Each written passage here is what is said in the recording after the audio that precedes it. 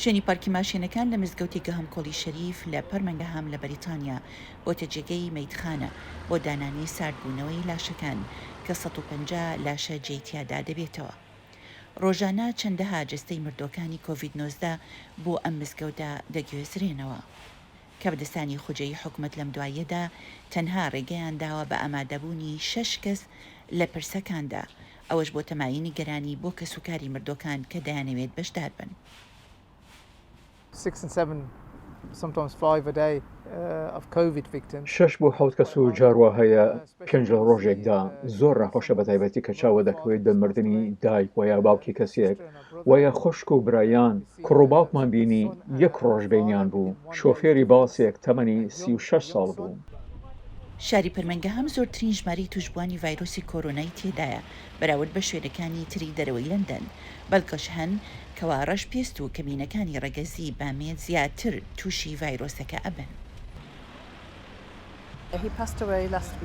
خاڵم شۆفێری تەکسی بوو. هەفتەی پێشوو بەهۆی کۆڤید-19ەوە گیانی لەدەستدا. پیاوێکی سەرخستە بوو کە ئەکۆکی و نەخۆش کەوت وە کەرەنتێن کراو لە دواییشدا گیانی سپارد.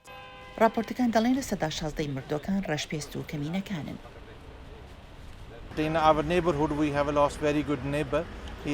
دراوسەیەکی زۆر باشمان لەدەستدا، ئەم پەتاییە توش بوو.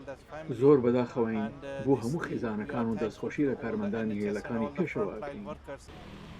لەم ڕەمەزانشدا خەڵقێکی زۆر لەم بازارەدا کۆبوونەتەوە.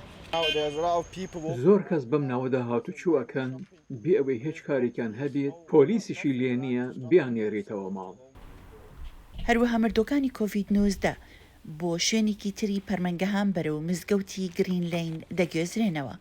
ڕۆژانە لەو شوێنە 5 پرسەی تیا بەڕێوە دەچێت. لەم سنتەرەشدا هەروەها خۆراک بەسەر هەژار و کەم دەرامەتەکانیش دابەش ئەکرێت.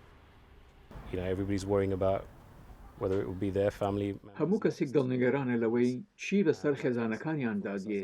بۆ یەگەرنگە بۆ ئێمە وەک مزگەوت و سنتەرە کۆمەڵایەتیەکان پەیامی مانەوە لە ماڵەوە بۆ سەلامەتیان پێڕابگەێنین، بە تایبەتی لەم مانگەی ڕەمەزاندا.